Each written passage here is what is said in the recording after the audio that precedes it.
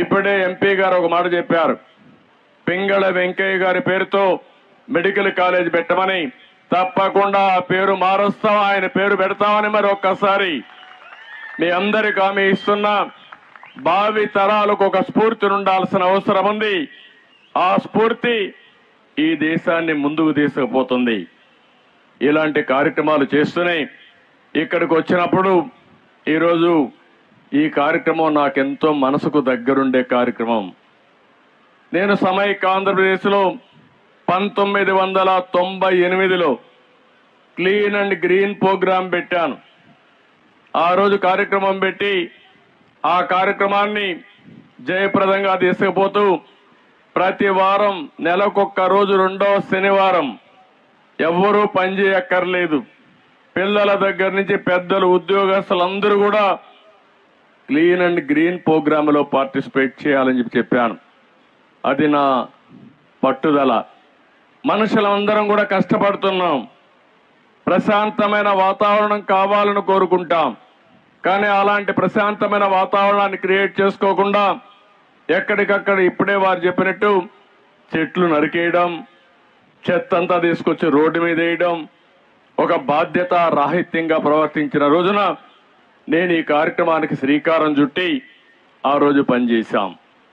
తర్వాత ప్రధానమంత్రి గారు సరిగ్గా 10 సంవత్సరాల కంటే ముందు అక్టోబర్ 2, 2014లో న్యూఢిల్లీలోని రాజ్ఘాట్కి వెళ్లి స్వచ్ఛ భారత్కు శ్రీకారం చుట్టారు. నేను మనస్ఫూర్తిగా మనందరం కూడా ప్రధానమంత్రి దూరదృష్టికి అభినందించాల్సిన అవసరం ఉంది. గట్టిగా అభినందించాల్సిందిగా మిమ్మల్ని అందరినీ కూడా కోరుతున్నా.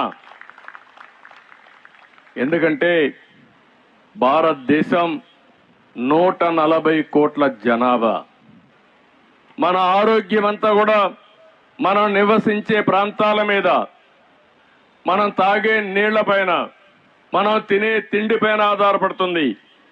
అలాంటిది స్వచ్ఛ భారత్ ఉండాలని దానికి ఒక శ్రీకారం చుట్టి ఆ రోజు ఆయన నీతి ఆయోగ్లో ఒక అనౌన్స్మెంట్ చేసి దగ్గర 10 మంది ముఖ్యమంత్రులతో ఒక సబ్ కమిటీ వేశారు. ఆ సబ్ కమిటీకి నేనే chairman. Swachh Bharat sub committee వేసి ఆ కమిటీలో చాలా రికమెండేషన్లు ఇచ్చాం. అక్టోబర్ 2వ తారీఖున ప్రతి సంవత్సరం అవార్డ్స్ ఇవ్వాలని, స్వచ్ఛ సేవకుల్ని గుర్తించాలని, స్వచ్ఛందంగా వచ్చే ప్రతి ఒక్కరిని గౌరవించాలని, అవసరమైతే అవార్డ్స్ ఇచ్చి సమాజంలో ప్రత్యేకంగా వాళ్ళకి గౌరవం ఇవ్వాలని చెప్పి రికమెండేషన్లు ఇచ్చాం. ఆ రిపోర్ట్ ఇప్పుడు కూడా పనిచేస్తా ఉంది. గవర్నమెంట్ ఆఫ్ ఇండియాలో స్వచ్ఛ భారత్ ఉంది. 2015లో మన రాష్ట్రంలో స్వచ్ఛ ఆంధ్రప్రదేశ్ కు శ్రీకారం చుట్టాం.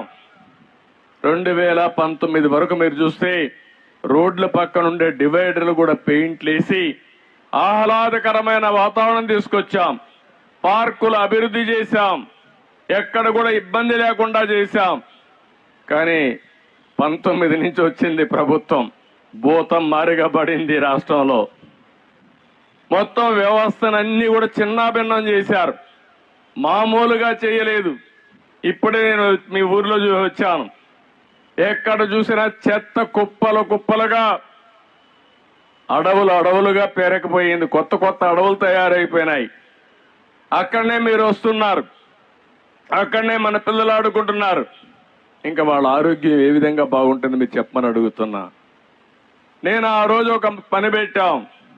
ఎక్కడైతే చెత్త ఉందో చెత్త నుంచి సంపద సృష్టించే కార్యక్రమానికి శ్రీకారం చుట్టాం. చెత్త నుంచి కరెంటు ఉత్పత్తి చేయడం.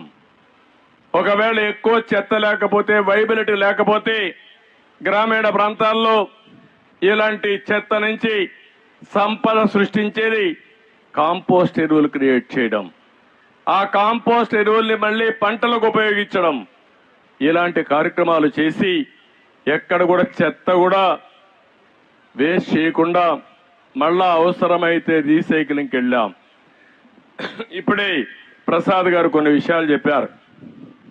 మామూలుగా చెత్తలో మనం చూస్తే పొడి చెత్త, తడి చెత్త ఇవన్నీ కూడా మనం వేస్తున్నాం. దాన్ని సెగ్రిగేట్ చేసి రీసైక్లింగ్ పంపించాల్సిన అవసరం ఉంది.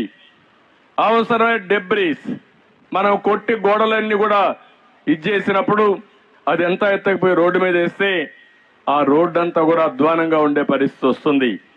అందుకని ఇవన్నిటికి కూడా ఒక సొల్యూషన్ ఇచ్చాం, పరిష్కార మార్గం చూపించాం.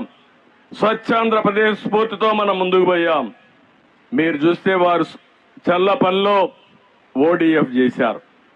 రాష్ట్రం మొత్తం మీరు చూస్తే 2,43,612 వ్యక్తిగత మరుగుదొడ్లు కట్టి 8,124 కమ్యూనిటీ టాయిలెట్లు కట్టి టాయిలెట్లు కూడా చాలా నీట్ గా కట్టి అవసరమైతే ఒక 4-5 రూపాయల టికెట్ కూడా పెట్టి మిస్యూజ్ చేయకుండా ఎక్కడికక్కడ టాయిలెట్స్ అన్ని నిర్మాణం చేసి 110 మున్సిపాలిటీలో రాష్ట్రాన్ని ఓడిఎఫ్ రాష్ట్రంగా చేసిన ప్రభుత్వం తెలుగుదేశం ప్రభుత్వం ఆ రోజుల్లోనే.